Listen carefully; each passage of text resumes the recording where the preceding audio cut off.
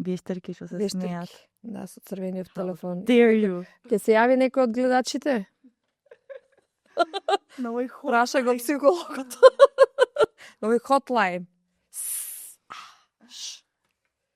10 чекори, досlovно доверба. Да, може така да го поставиш. 10 чекори досlovно доверба. Здраво! Јас сум Калија Димитрова, а вие слушате Медуза Токс. Феминистички разговори за преживувањето, живењето и процутувањето. Здраво на сите и добро дојдовте на Медуза Токс. Денеска со мене во студио една за мене специјална гостинка. Се работи за психотерапевката Радмила Живановиќ, која што е дел од колективот Психотерапика. А истовремено моја психотерапевтка низ животот. Радмила, добре, Медуза Токс. Добро те најдов, не очекував дека ваков ревелейшн ќе доживееме уште од сам старт. Не морав да кажам, затоа што никако ќе ми седеше на масата како нека чудна информација што не е транспарентно споделена. Иако е приватна информација, но мислам дека прв пат седиме во некој како да кажам, во некоја обратна релација на маса, кај што јас сум со тефтерче, тебе ти поставам прашања. Па мислам дека треба да биде Баш ми е, баш поради тоа ми се допаѓа дека ти си тука и некако заедно ќе го креираме овој разговор. Јас не сум овде во улога на твој психотерапевт, нели, туку сум повеќе во улога на некој кој што ќе го донеси личното и професионалното искуство, ама малку на поинаков начин. Ајде бе, малце би психотерапевт. Може да направиме еден демо тука за сите оние заинтересирани љубопитни. Кога си ги става автоматските точки, векам, за ово имаме малце зборено, може би. Да. Која беше во 2019, кога не бев сигурна за ова. Да, може, супер. Ајде. Мала шала. Значи, кога размислував за оваа тема што сакам да ја донесеме, која што ми е доста важна, би рекла, изминатава година и период, а и поврзана со самодовербата, веднаш помислив на тебе, затоа што од една страна, затоа што сме поминале доста години во разговор, те доживувам како личност што низ терапијата се занимава со оваа тема. Јас барам се чувствувам како да имаме многу работено во тоа поле, а истовремено се чувствувам како приватна личност, како да го отелотворуваш тоа некое постоење што е без пардон кон средината и слично. И некако заради тие различни елементи, некако одма бев кон со Радмила, сакам да зборам на оваа тема. Темата, како што многу кратко кажав, е поврзана со самодовербата, затоа што сметам дека особено оваа сезона, заради некако опште сцената политичка, социјална клима во која што се наоѓаме и која што е многу кризна, повеќето теми некако ми циркулираат околу таков вид на прашања, а мислам дека тоа што јас го чувствувам како личност, но и што го гледам околу мене и во приватни, во професионални, во секакви кругови, е дека во ваков вид на периоди како многу да испливуваат некои патриархални матрици низ кои што сме растени, особено како девојки и се уште сме изложени нистите како жени, и дека тоа во голема мера ни ја подкопува вербата во себе, што мислам дека е многу опасно, затоа што многу често се фокусираме на макро нештата што се случуваат, а забораваме дека и на микро ниво сето тоа си има влијание. И некако многу почнав да размислувам за самодовербата и размислувајќи за самодовербата и како таа исто така политичка категорија, сватив дека и терминолошки некако е многу интересна и дека е као доверба во себе. И мислам дека него мислам дека, не знам, јас барам немам сватано дека вака се составува овој збор. Па сакам можеби да започнеме со тоа и како ти гледаш на самодовербата како термин и кое е незиното пошироко значење во изградбата на, како да кажем, на нашите карактери преку овој концепт. Нели ние се договоривме да тргнеме од дефинирање на тој збор. Многу е тешко да се дефинира самодоверба, затоа што, како што и самата кажа, е многу субјективно доживување и чувство.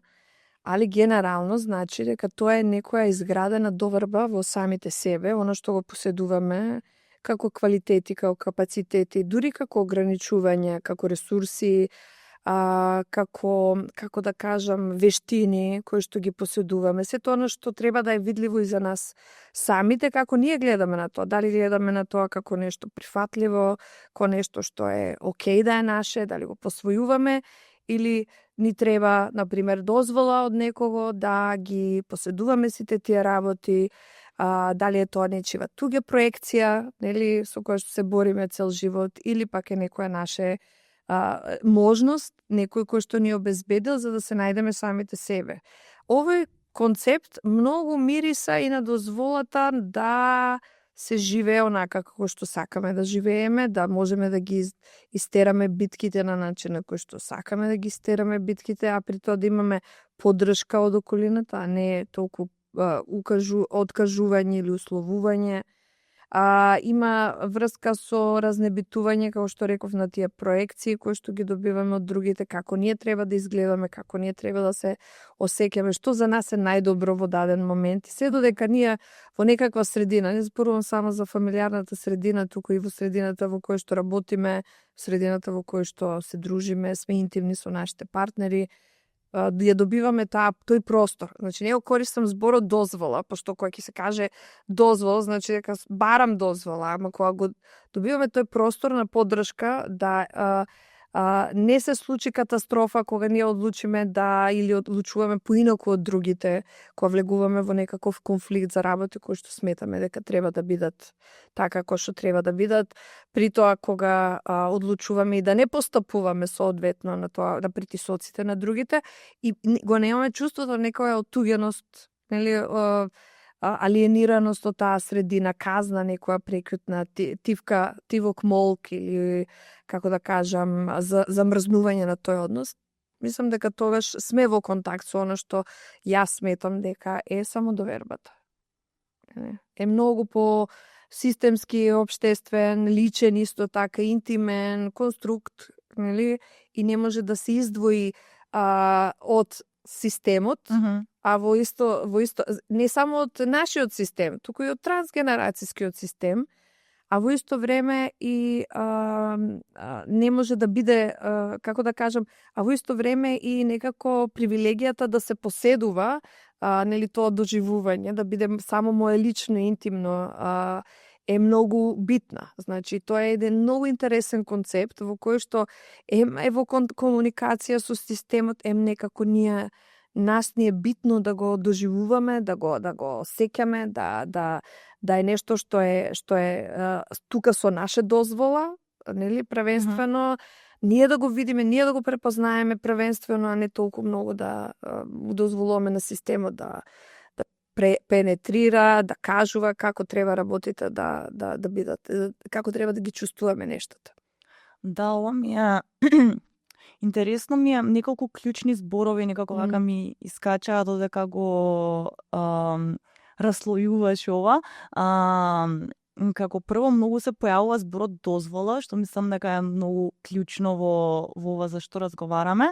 Исто така ми е интересно тоа што го напомена дека понекогаш и така веројатно се учат овие нешта, кога си избираме себе си, тоа може да биде нели преку конфликт, преку правење на нешто што е обратно тоа што сме научени и слично, дека може да се случи таква вид на алиенација од средината, што практично не учи да не врати на место. Мислам дека веројатно тоа другото што се случува во обратното сценарио, кога се однесуваме и кога постапуваме во координација со туѓите потреби, а не со сопствените, дека се случува таква некоја алиенација во самите нас и као не знам, некој такво чувство дека не ти се подмирани телото, умот, и као да не работиш во согласност со тоа што ти го бара првенствено телото, веројатно. Се потсетив дека имав некои дневнички записи од почетокот на оваа година и баш се поврзани со темата на самодоверба, затоа што нешто сум била многу збуната како е можно кога во момент кај што се чувствувам дека колабира светот, јас се чувствувам многу самоуверено и некако денот го почнувам одново и одново со некоја таква енергија. и некако стигам до некој заклучок дека мојот извор на тоа чувство е поврзан со чувството на синхронизација на времето и просторот, што звучеше многу метафизички, ама мислам дека во суштина се работи на тоа дека си доволно порасната за да можеш да си ја согласиш телесните потреби и постапките што ги правиш во време простор. Некако? Да, како некако да избираш, да се зголемува таа моќ на избор. Како да си даваш право, ајде да кажам, да избереш што за тебе во овој момент тука и сега ќе биде она што ти е потребно, она што сакаш да го имаш, она што сакаш да го манифестираш. Она ти додека зборуваше ми дојде и моментот на нели само доверба доаѓа од себе доволност или себе доверба. Тука ми се вклучуваат и повеќе како го развиваме чувството на себе, нели, кога растеме, а и доволност. Нели, она ти што го донесе. Значи, избирам како да сум пораснала, како да сега знам што од прилика ми е доволно во овој момент тука и сега, нели? И најинтересно е дека ние нашето доживување за себе го развиваме преку интернализација на одредени слики, доживување чувства на околината околу нас, нели, за тоа како ние постоиме во даден момент од просторот и времето. Нели, што ние представуваме за другите, што другите представуваат за нас. И нели, не сите други стануваат битни за нас и не сите, и не мислењето и доживувањето, чувството, гестикулацијата, присутноста, отсутноста на другите у суштина е битна. Нели, битна е многу тоа, многу како другите кои што се на некој начин нашиот свет го представуваат, нашиот свет, од кој што сме иманентно на почетокот многу зависни. Нели, некако ги градиме капацитетите преку тој однос и врска, како суштина они нас не гледаат. Нели, кои се тие први, и често пати они нас не гледаат. Се гледаат себе си. Нели, или се го гледаат она што сакат да го видат, затоа што можеби недостасува, затоа што можеби го немале, затоа често пати зборуваме дека нели ние сме нечива проекција, ние сме нечив проект, нели, со кој што подоцна во животот тешко ние да се бориме, да се најдолгиот страв. Да, која сум јас? Која сум јас? Дали постојам? Така. И сега ако тој страв најмногу се актуализира во тие години, нели, на тинеџерски бунт, нели, на растење како адолесценти, нели, во моментот кога ние треба на некој начин да се сепарираме од тие, нели, проекции, бунтот е основана алатка со која што ние ставаме граница. Нели, се опираме, мора да има притисок на границата, мора да има отпор, мора да постои отпорот за да постои издвојувањето, индивидуацијата, да се осетам дека сум во сопствената кожа, бидејќи ако го немам тоа искуство, ја ќе останам постојано залепена и нели приспоена за остатокот од светот. Веројатно тоа може да биде извор на несигурност во некоја форма. Секогаш. Таа слепеност, таа неможност да се одвоиме, таа неможност да кажеме мое, твое, јас, ти, не, да, нели, прави да ни е многу невозможно ние да се чувствуваме своји. Во поп-психологијата познато како граници. Граници, да, така, кога ќе дојдат клиентите кои кажат не можам да кажам не, или ја не можам да поставам граници. Тоа е по психотерапијата, ние често правиме проценка на тие капацитети кај клиентите и генерално многу пати од тие недозволени сепарации, недозволени одвојувања, катастрофизирани сепарации, као порано нели се живеело за децата и слично, денес малку помалку, иако не можам да кажам дека не е така, ама сакам да кажам поради непостојање на простор, да бидам различен, да бидам издвоен, да бидам сепарирана, сепак тука присутен, нели, како посебно битие, често пати настануваат сите проблеми подоцна во себе чувството и во себе доживувањето и самодовербата вклучително. Нешто си размислував додека зборуваше за овој концепт на растењето и тинеџерството како таков некој автентичен простор, тоест време на бунт. ме интересира еден малце друг, можеби малце обратен поглед на истово нешто, као многу често имам размислувано, имам и доста и читано на оваа тема, па ме интересира и ти што мислиш за истата, дека има едно многу автентично не во малите деца. Да. Природно. Дека они се уште можеби да не се, нели, ги немаат уште алатките и вештините карактерни за да бидат толку самодоволни, ама некако многу се знаат да бидат хардкори, дури онака агресивни во битувањето на себе си. Поставањето граници. Да. Као него сакам ова, не ми Затоа се свија ова, дај ми да. го тоа. И тоа често се активира кога околината е премногу self-absorbing, знаеш, нема контакт со мерката, со границата, нели мерката, доволноста. Тоа не за кое што ти зборуваш е многу е наша физиолошка даденост. Ние се раѓаме, нели, со тоа да, припаѓаме, со тоа не, нели, тоа раздвојување, се раѓаме. Затоа што потребите со преку кои што го градиме светот, нели, било тоа да е исхрана, било тоа да е сигурност, дом, тие потреби не се вечно отворени, не се постојано дај. Нели, доаѓаме до момент на заситување и потоа ги пуштаме работите. Работите се менуваат, околината се менува, потребата се менува.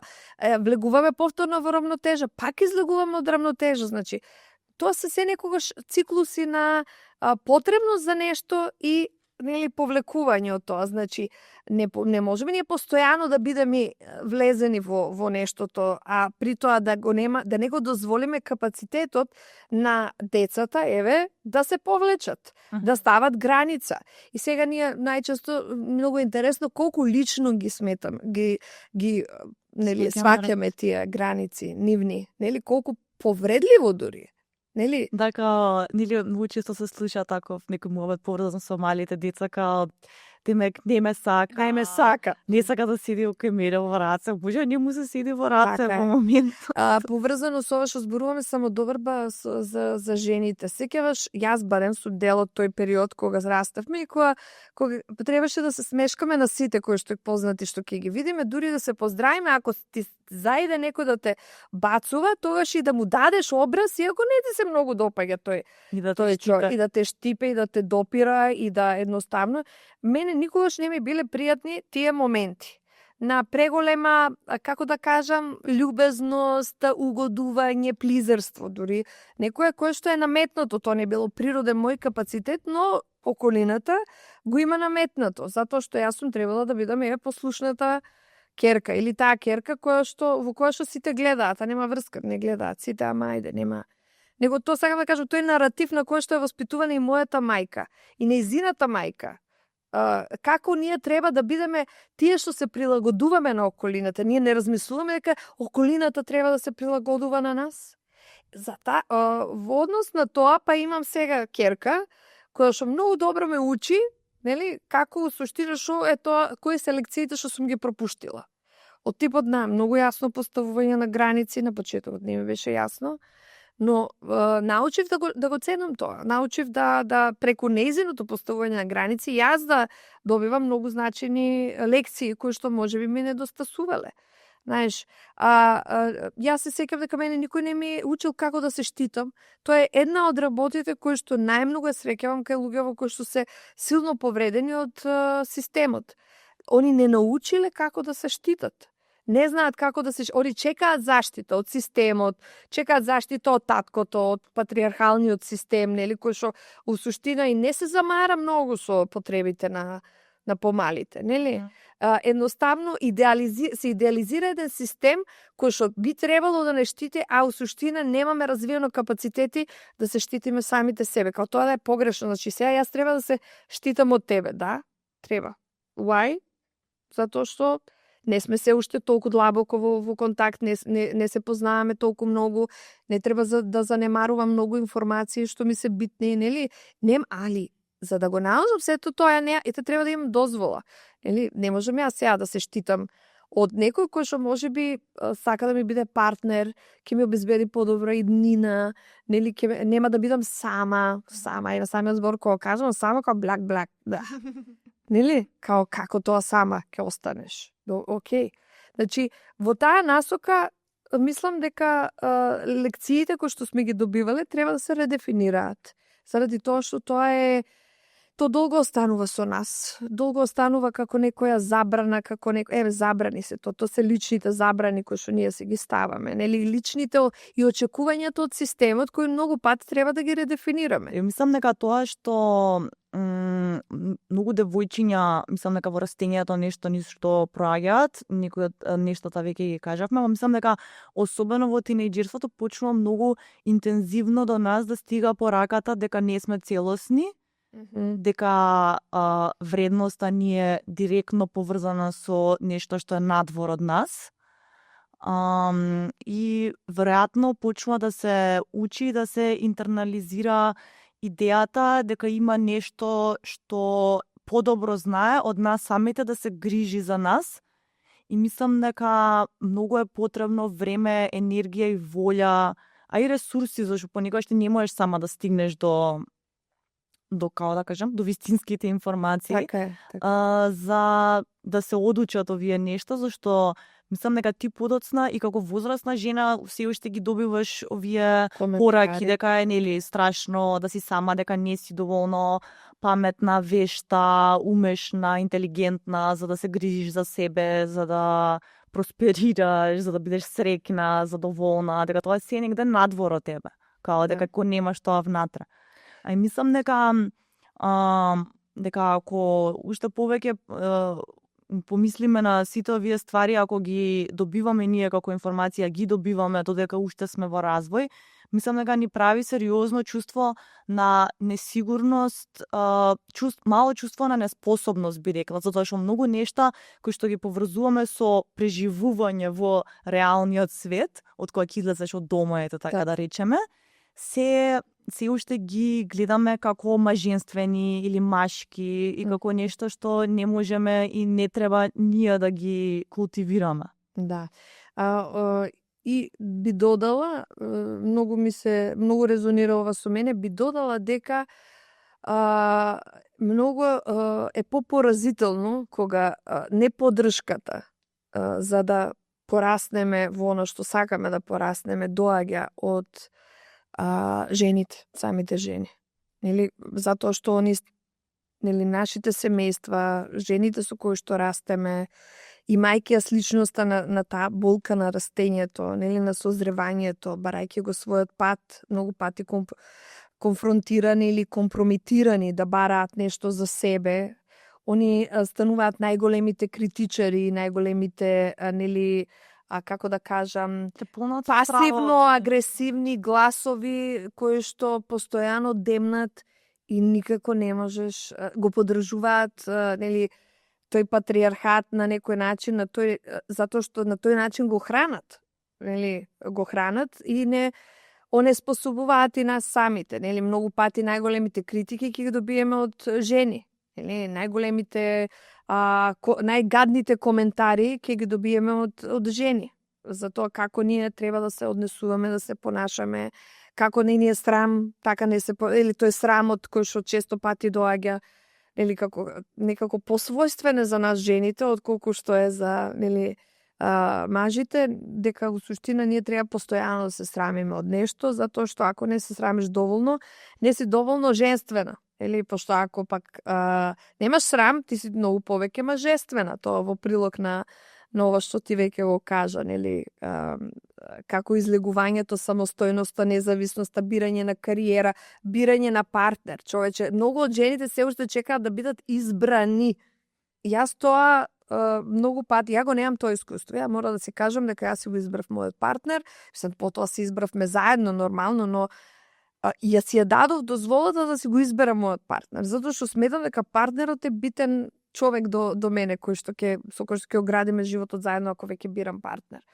И во таа насока тој пркос кој што многу пати ме камшикувале, таа лутина која што многу пати ми ја осуетувале, нели ми правеле да се срамам поради неа, затоа што многу сум гласна, затоа што ставам граница, затоа што кажувам не завиткувам во целофан, не завивам во ова.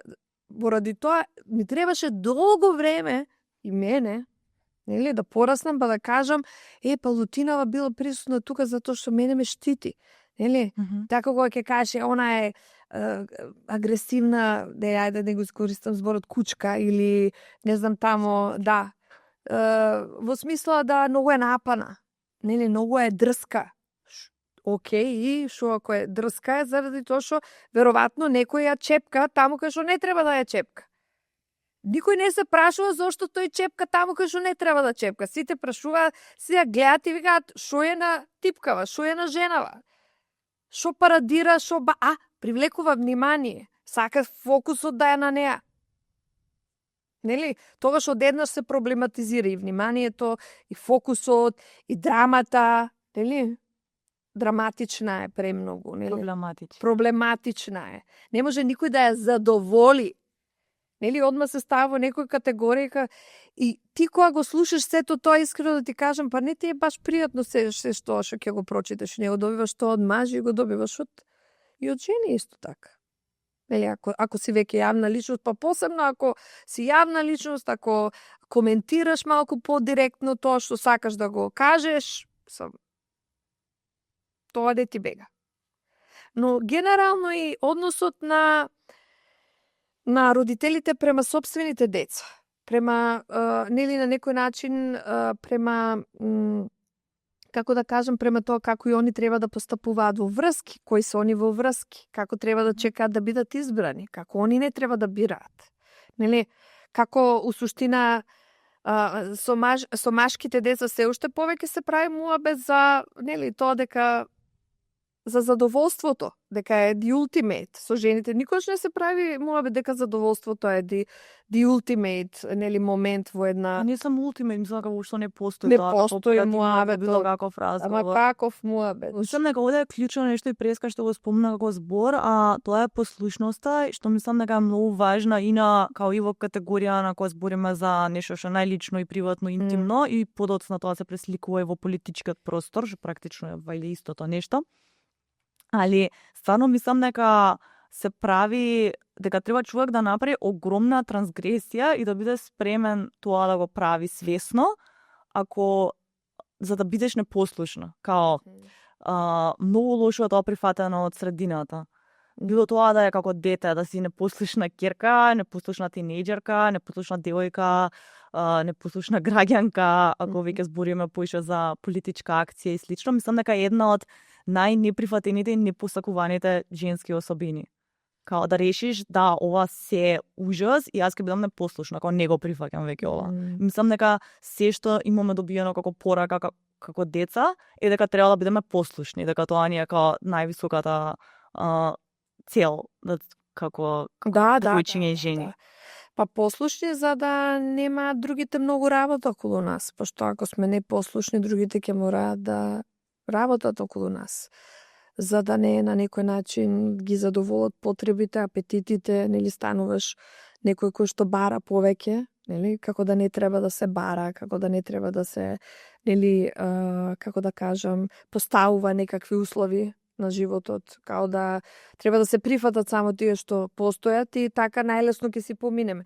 Види, тоа е... Може и полошо. Може и полошо, тоа се тие така, трансгенерацијски, може и полошо, трансгенерацијски пренос на улога, која е жената во системот, нели, во кој што треба да припаѓа, која улога, колку врски има, кој што треба да ги држи, како она е секогаш некој кој што ја спасува цела ситуација, нели, како треба да ја носи на своји плеки, нели, како треба многу процеси да тера. Значи, генерално, ние сме како жени премногу обременети. И сега доаѓаме во момент кога треба да редефинираме одредени улоги, нели, да не бидеш само сопруга, мајка, да треба да бидеш, да сакаш и некој да едноставно да се развиеш во кариерата, да имаш своји интереси, своји страсти, или своји хобија.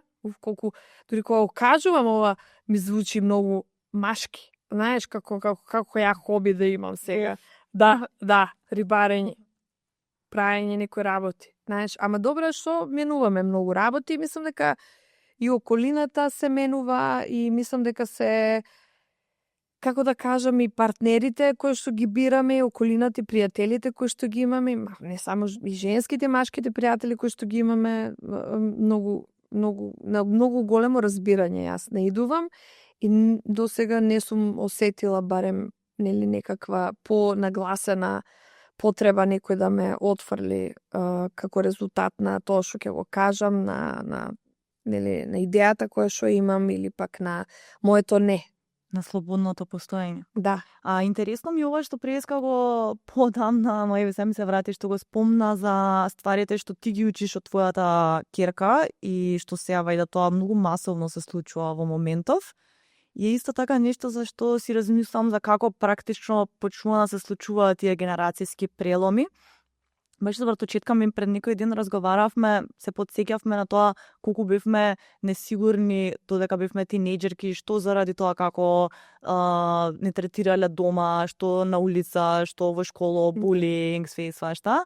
И као тоа се потсеќавме дека на некои многу чудни начини го екстернализиравме тој гнев од нас. Дали беа тоа грицкање на ногти или нејадење, тука еден дел од кожата си гризеш и тоа зборавме као тоа е буквално као се јадеш себе си, као пробуваш да те снема од просторот.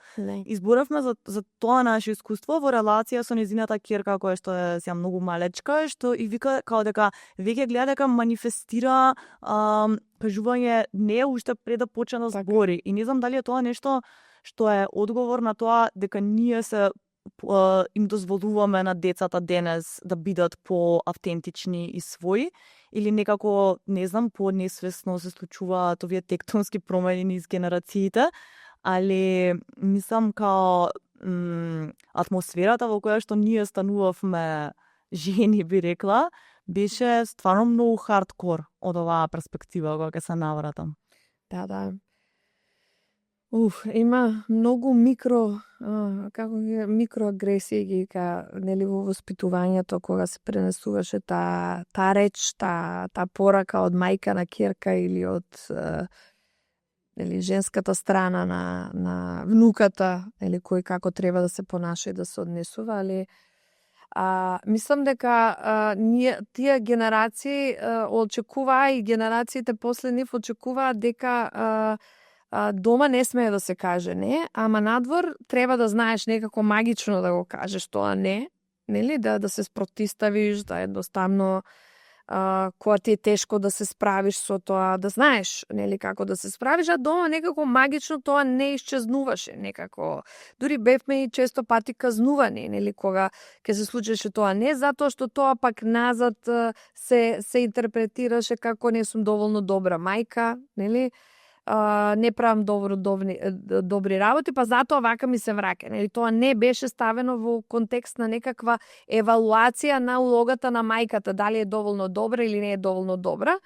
А додека сега, например, јас доста работам и со родители на тинејџери, мислам дека таа возраст е исклучително битна. Посебно, значи, треба да се остава простор, треба да се каже тоа не.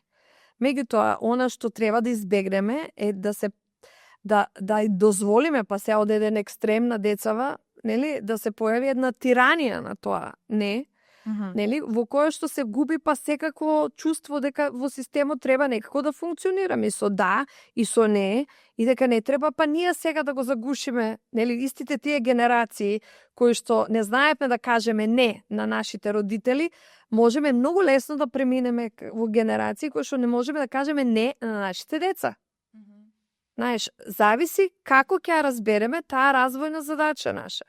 Мислам, и наша и на нашите деца. Фино е да се култивира независност, а пошто од друга страна па ние сме се присутни родители. Ние пак она што не биле нашите родители па го некако компензираме со тоа што се присутни сме родители, нели, една огромна присутност, една таква отвореност да се каже се што сака некој да ти каже на тебе, ти пак да бидеш окей со тоа.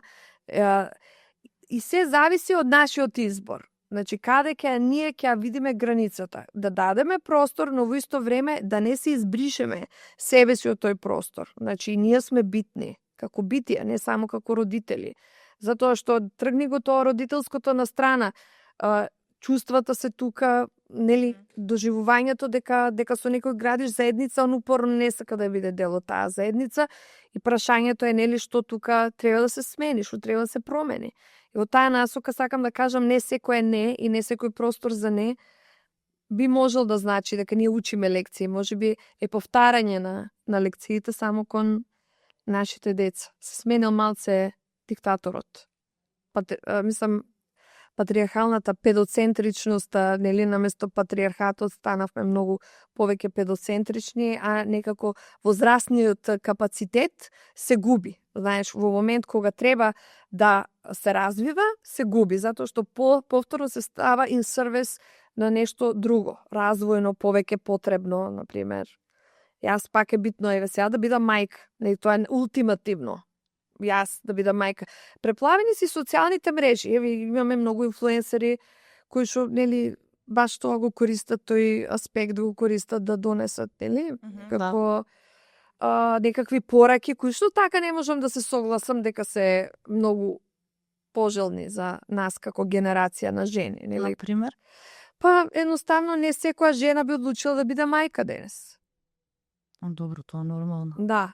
А нормално за тебе, нели? Нормално може би за мене.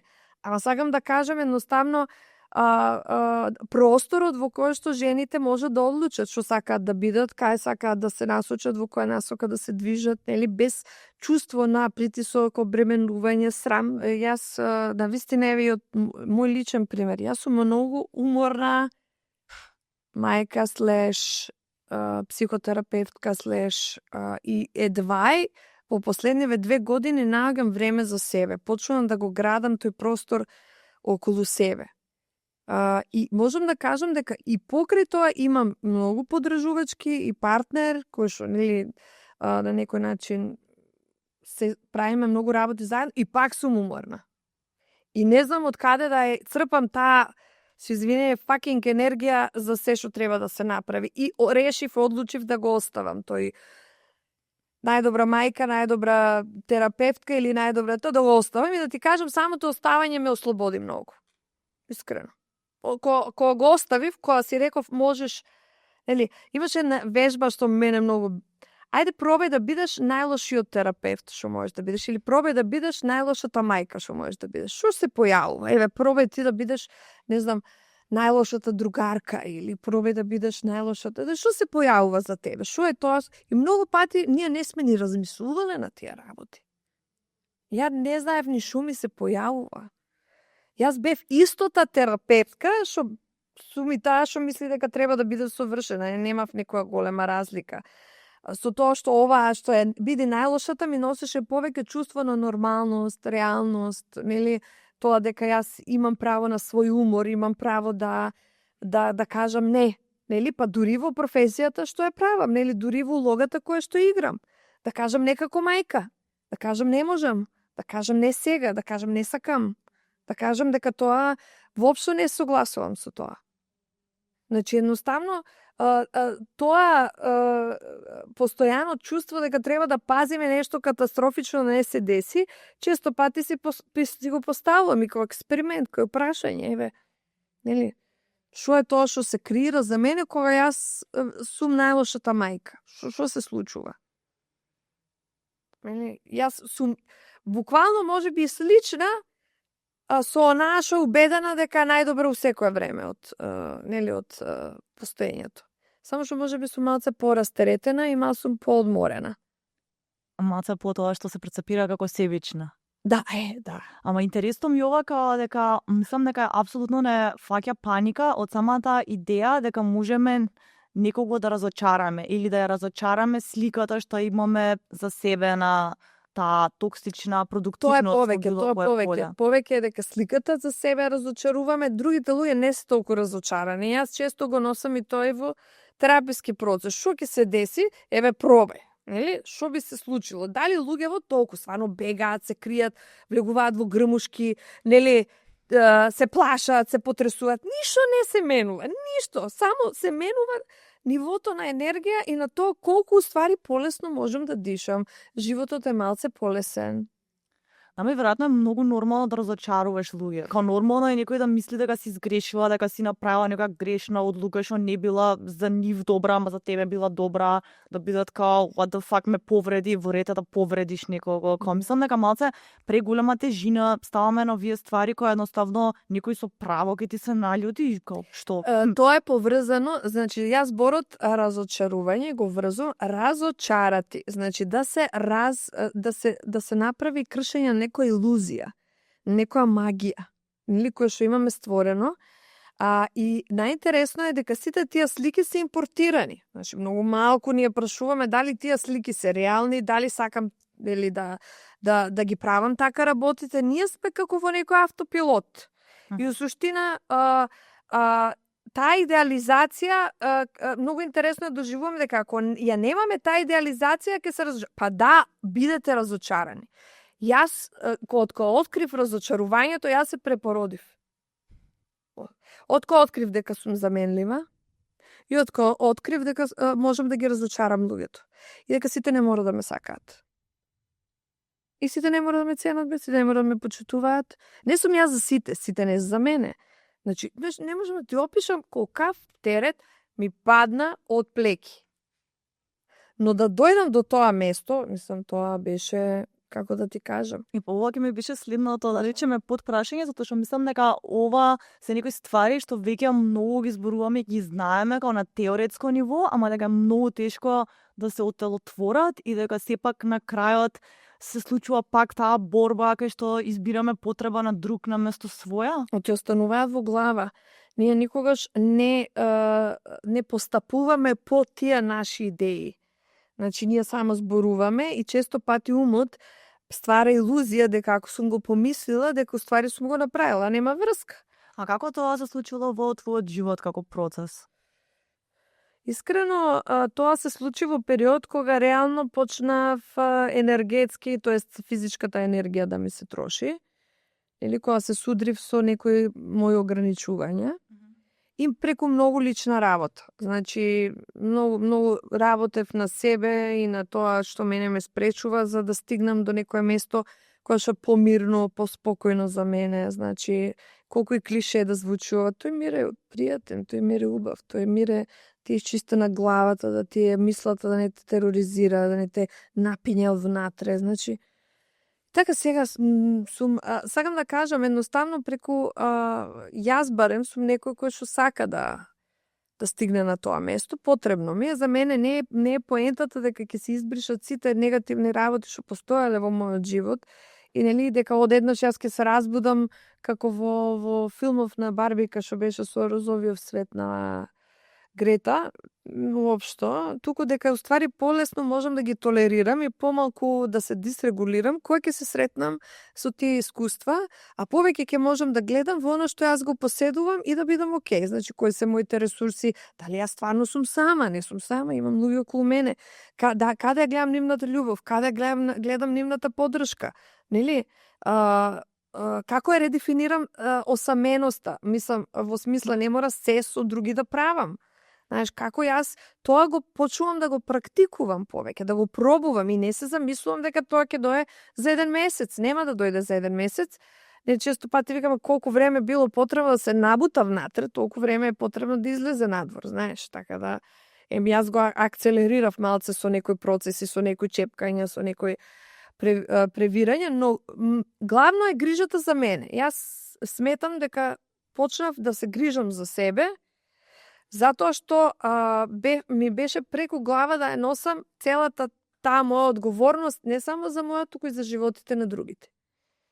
Да, мислам дека многу е некако, може да биде, многу убав процесот на зрење и старење како жена, затоа што мислам дека почнуваш да првин го вежбаш и после тоа ти станува секојдневие, као некое такво, некој мир и спокој, што пред тоа мислам дека нема баш услови во кои што може да го практикуваш.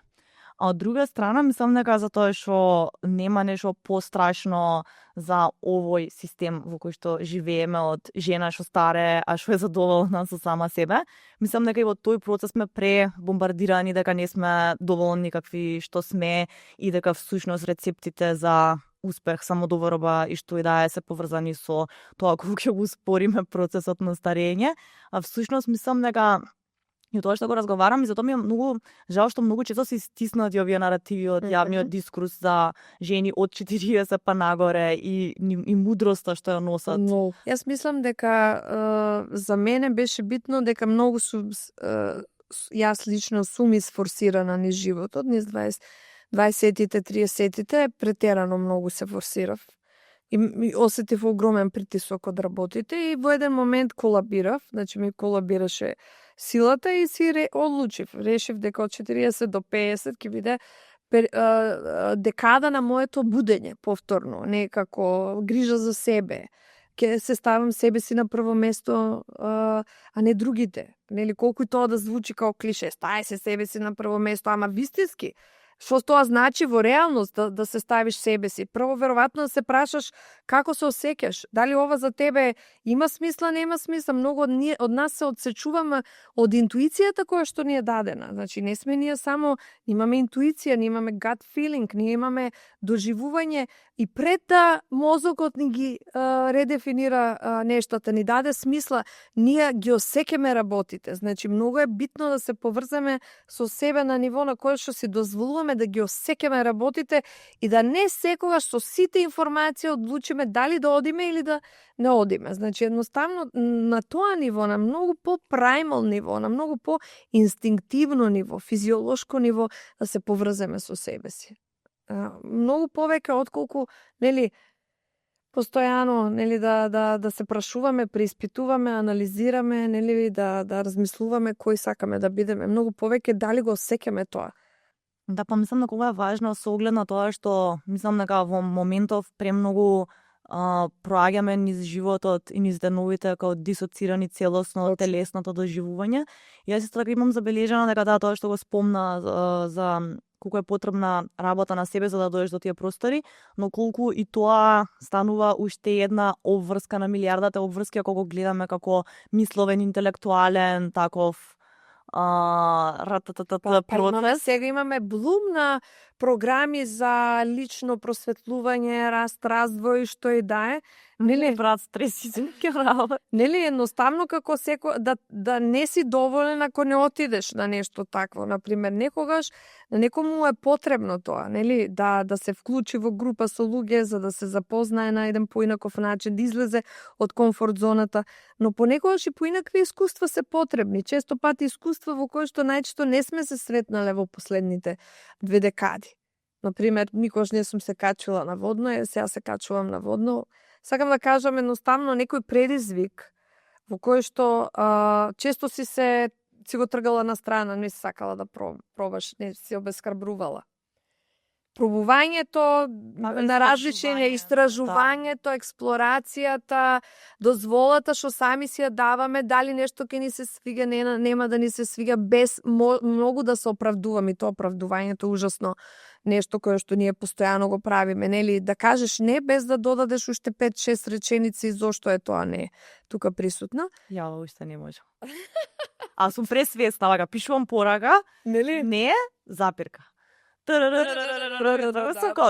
ќе смени овој одговор? Едноставно нема да бидам таму и тоа ќе биде реалноста. Не можам сега, фала. Мислам, фала многу пријатно. Фала многу пријатно, нели, моментот е дека не треба да се правдаме никому за тоа што и како го живееме. Животот секако се додека тој живот подразбира почит и респект за сите битија околу нас. Нели?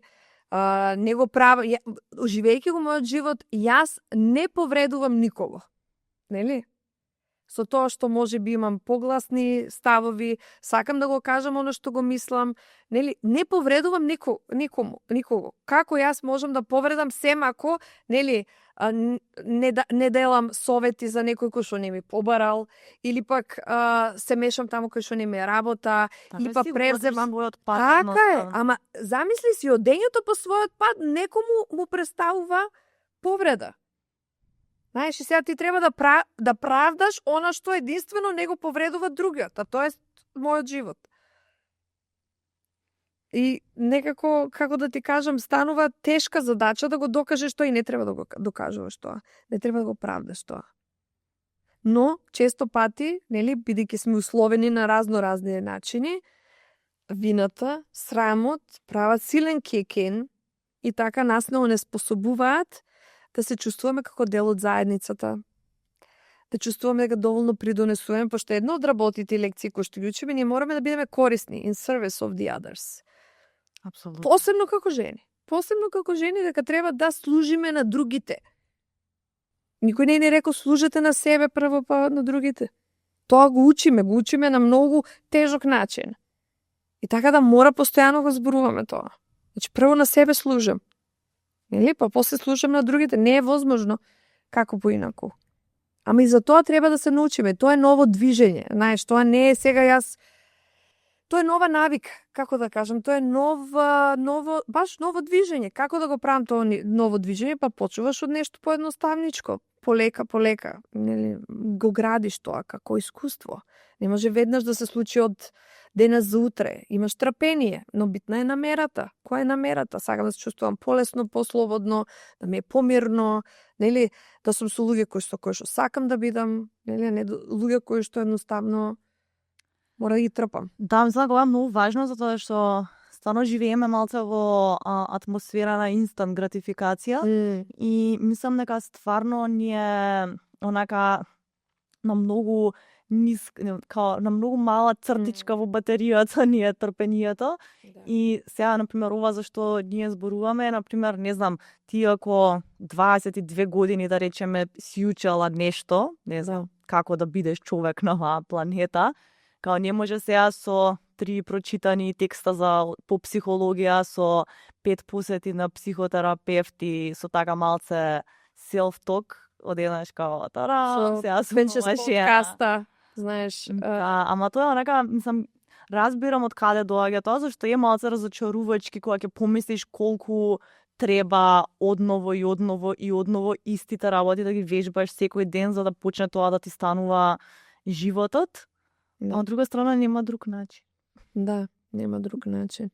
Значи, оно што јас сметам дека ние сме најголемите илузионисти сами на себе. Значи, ни треба присуство на друг човек на било каков начин, за да може да ни донесе нешто што можеби ние не го гледаме за себе. Сега дали тоа ќе биде во рамки на некој колектив, во кој што ќе имаме поотворени релации, па ќе слушнеме некои работи кои што се битни да ги слушнеме. Знаеме дека доаѓа од некој кој што навистина има добра намера кон нас самите, знаеш, не сите се со лоша намера или одиме на во рамки на тие некои процеси лични, развојни, нели дел сме од некаква група која што трае подолго време, од некаков искуствен процес кој што трае подолго време, бидејќи таму не ги бираме луѓето, таму го сретнуваме општеството во мало, знаеш, и некако поинаку сме предизвикани отколку ние да си ја чуваме нашата комфорт зона, да си се гледаме само со луѓе со кои што знаеме дека супер топ функционираме, секогаш кога се прашаме како бе супер си, топ си, супер си, екстра, мислам, шо ти фали? Ма ти треба некоја новина, треба некаква новост, треба некое ново лице, едноставно. Ти треба да свртиш по уличката од друга страна, да се тргнеш од тај комфорт и малку газење се по истото. Значи да внесеш нешто чисто да се предизвикаш на некаков начин. Шо знам? Да, јас секогаш замарам со овој мој пример со возењето, ама стварно нека ми е многу интересно дека многу банална работа, а као многу се сеќам дека ми ја смени перцепцијата за себе си и како се носам во светот, зашто стварно ми беше еден од најголемите стравови. И на почетокот кога решив дека ќе го правам ова, бев као, окей, јас стварно се сеќам како да не сум возач, ама мислам дека можам да се преправам дека сум возач. И као на почетокот е така малце као онака нешто као театар. Да, па да. И после некое време си као онака вау, као I can do this. И као совладувањето на тој страв, ете во мојот случај нешто многу практично, као некако ми отвори нова верба во моите моторни вештини или не знам, рефлексии, некои ствари што заради онака некои пречудни пораки вајде што сум ги добивала низ животот, сум мислела дека као не ги поседувам како вештини, а едноставно лага и не е втемелено воопшто во моето искуство на планетава, него едноставно онака нека глупа онака лента таква расипана што си ја интернализираш после. Да. И тоа стварно ми даде нека нова перцепција за сопственото тело, што е преинтересно дека некои такви мали работи може да ни направат свич на тоа како се доживуваме себе си. Па еве зборувавме за непослушноста, ова оди во прилог на тоа за мене, да секако ме прашаш како јас што би значило за мене да сум непослушна во овој момент, нели? Самото размислување на опциите ми создава смирување, не дека ќе го направам тоа, нели, можеби нема да станам да си заминам, да не ми е гајле, ама едноставно моментот ми е дека јас имам дозвола да го замислам тоа. Значи јас си давам дозвола да го замислам тоа без страв дека некој, нели, или посебно пубаво би било ако некој ми даде простор да го искомуницирам тоа, нели, без да се чувства навреден од мојата постапка. Нели, дека сакам сега можеби да заминам. Ова ми е банален пример. Да, во овој момент. Но ми се случувало и на мене и во канцеларија. Едноставно, послушни клиенти кои што имаат порив да направат нешто, а не го прават заради тоа што мислат дека, не знам, ќе ме повредат, ќе ме навредат со нивното однесување. Или после кога разговараме за тоа, ќе осетиш веднаш дека како некој камен од срце да им паднал.